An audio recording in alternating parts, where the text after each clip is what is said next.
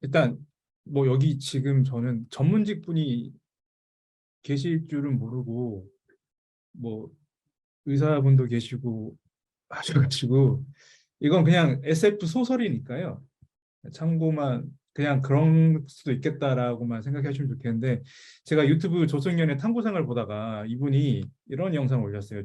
GPT-4 시대에 사라질 직업 1위는 하면서 영상을 올리셨는데, 이거 보다가 그러면 챗GPT한테 앞으로 미래의 상황을 다 때려 넣으면 얘가 소설을 써주지 않을까라는 생각을 했어요.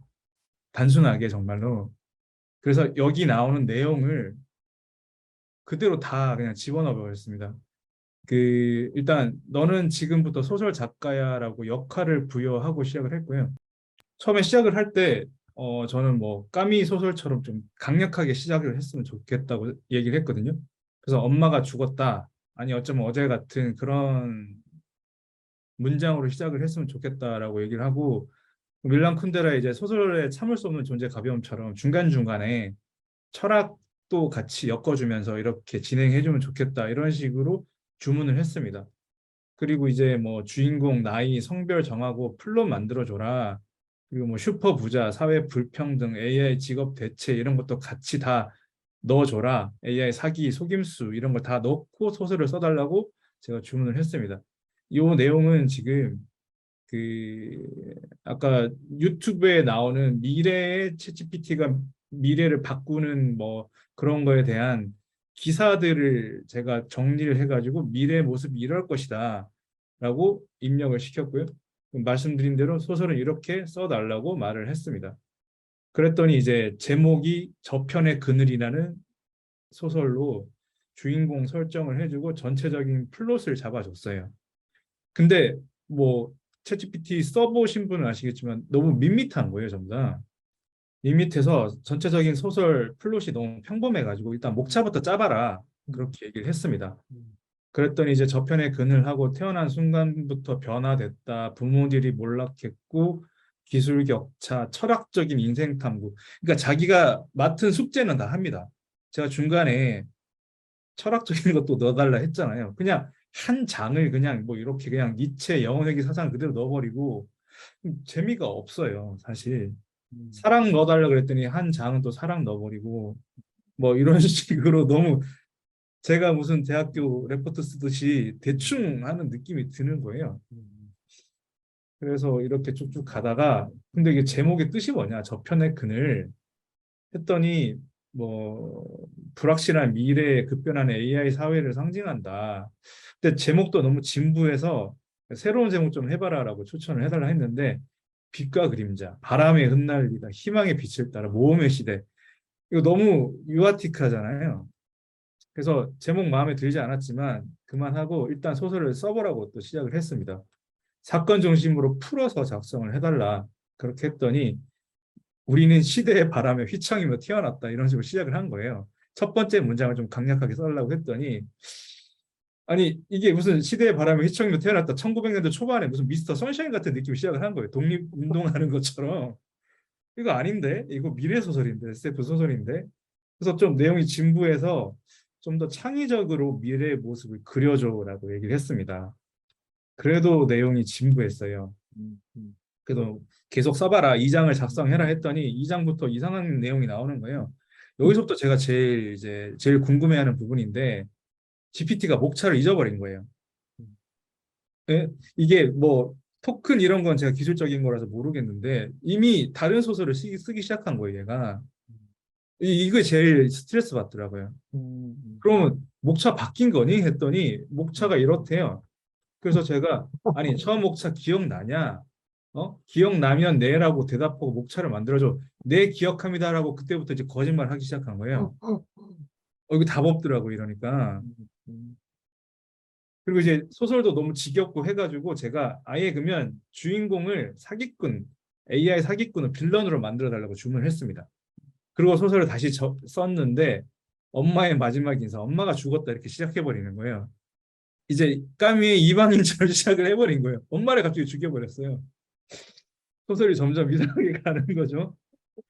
그리고 쭉쭉 가다가 갑자기 엄마가 죽으면서 시작해가지고 뭐 아이디어가 근데 떠올랐어요. 엄마가 죽었으니까 이왕 엄마 죽은 거 변호사였는데 엄마가 이 전문직이셨는데 AI 때문에 변호사 직업을 뺏겨서 자살한 걸로 시작을 해보자라고 아예 이제 소설이 좀 약간 이상해지기 시작했는데 이왕 이렇게 된 거 끝까지 가봤는데 엄마가 죽었다 그 순간부터 우리의 세상은 변하기 시작했다. 뭐 시작은 그럴듯한데 역시나 맞서기로 결심했다. 뭐 이런 식으로 진부해요. 내용이 너무 진부하고 지겹고 그래서 이제 GPT 결론을 말씀드리면 GPT-4로 소설을 쓰면서 어려웠던 점이 뭐냐면 몇 번 지나면 전체적인 플롯이랑 목차를 다 잊어버립니다.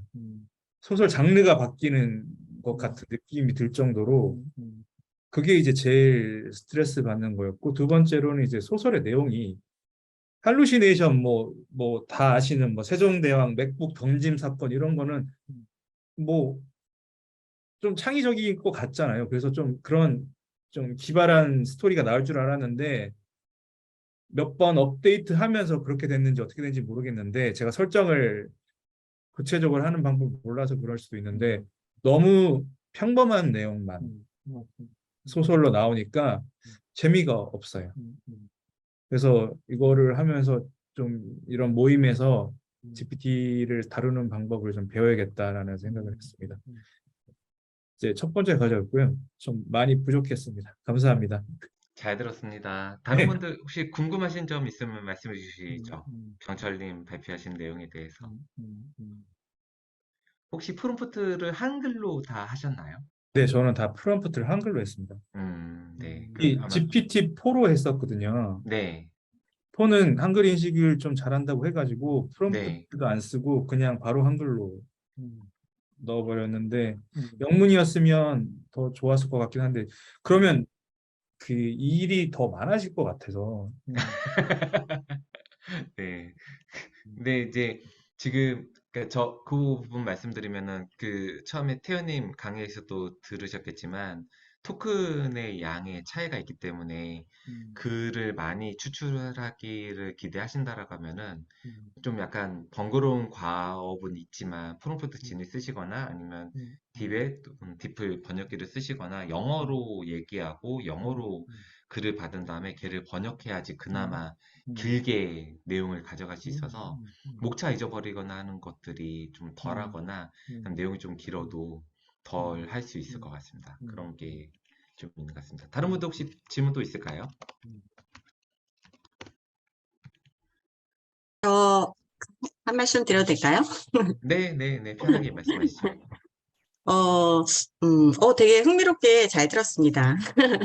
그, 하느님 발표랑 병철님 발표가 저한테는 약간 비전문적인 분야인데, 이런 것도 가능하구나 하는 새로운, 약간 자극과 충격이 되었었는데, 그리고 이어서 저 병철님 발표도 제가 너무 재밌게 들었습니다. 사실 이게, 어, 어떤 그 영역에 대한 질문이 아니라 창의적인 소설에 대한 질문이어서 이 대답의 스펙트럼이 훨씬 넓더라고요. 그러니까 검증도 할 수 없고 뭐 이렇게 할 수 없는 약간 스펙트럼이 되게 넓다라는 생각이 들었었는데 그러면서 또 한편으로 드는 생각이 프롬프트를 만드는 사람의 전문성이라는 게 그 답변에 대한 것들보다 훨씬 더 중요할 수 있겠구나. 그래서 요구하는 게 뭐 밋밋하다, 뭐 목차를 제공해줘, 사건 중심으로 해줘, 뭐 까미의 소설의 일부분을 이런 것들이 사실 모르는 사람들은 그냥 뭐 이렇게 소설 써줘 하는 거하고는 전혀 다른 답변이 나오잖아요. 그래서 어느 부분에서는 조금 사람들이 할 수 있는 사람들이 고유한 속성을 보여줄 수 있는 여지가 아직까지 있겠구나. 약간 챗 GPT를 하면서 원래 창의성이라는 것은 인간만이 가지고 있는 속성이라고 했는데, 어떤 부분에서는 그 챗 GPT가 보여준 것을 인간의 결과물보다 훨씬 더 창의적이라고 판단을 하는데 사람들이 그런 경우도 발생을 하는데 그러면 어느 부분에서 우리의 여지가 있을까? 우리는 어느 부분에서 가능성과 가치를 발견할 수 있을까를 계속 고민하고 있던 차에 병철리의 발표를 들으면서 이 프롬프트를 제공하는 그런 스탬프를 통해서 질문을 하고 막 이런 거에서도 본인의 가치나 전문성이 묻어나야지만 좋은 결과물을 얻을 수 있겠구나 하는 면들을 볼 수 있었습니다. 그래서 또 한번 또 인상적이었다라는 말씀을 드리고 싶습니다.